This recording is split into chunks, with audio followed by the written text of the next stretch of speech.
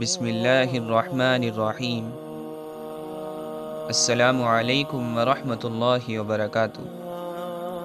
حضرت ابو سعید خدری رضی اللہ عنہ فرماتے ہیں، حضور صلی اللہ علیہ وسلم نے فرمایا، ایک مرتبہ حضرت موسیٰ علیہ السلام نے اللہ تعالیٰ کی بارگاہ میں عرض کیا کہ اے میرے رب، مجھے کوئی ورد سکھا دیں جس سے آپ کو یاد کیا کروں اور آپ کو پکارا کروں۔ اللہ تعالیٰ نے فرمایا، لا الہ الا اللہ کہا کرو۔ انہوں نے عرض کیا، اے میرے پروردگار، یہ تو ساری ہی دنیا کہتی ہے۔ ارشاد ہوا، لا الہ الا اللہ کہا کرو۔ عرض کیا، اے میرے رب، میں تو کوئی ایسی خاص چیز مانگتا ہوں جو مجھی کو عطا ہو۔ ارشاد ہوا کہ اگر ساتوں آسمان اور ساتوں زمین ایک پلڑے میں رکھ دیے جائیں اور دوسری طرف لا الہ الا اللہ رکھ دیا جائے تو لا الہ الا اللہ والا پلڑا جھک جائے گا۔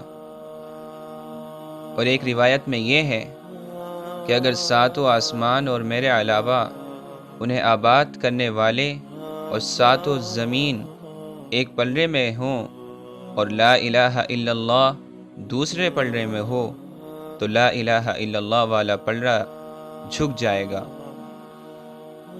اسی طرح حضرت ابو ہریرہ رضی اللہ عنہ فرماتے ہیں، میں نے عرض کیا، یا رسول اللہ، قیامت کے دن لوگوں میں کسے آپ کی شفاعت کی سعادت سب سے زیادہ حاصل ہوگی؟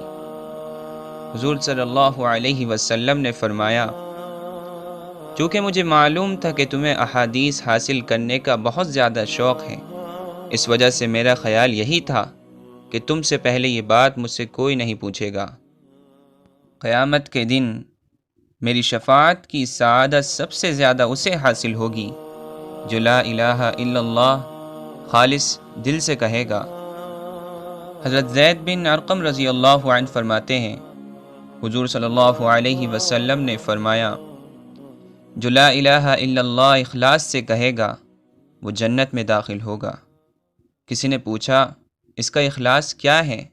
آپ صلی اللہ علیہ وسلم نے فرمایا، اس کا اخلاص یہ ہے کہ یہ کلمہ انسان کو اللہ کے حرام کردہ کاموں سے روک دے۔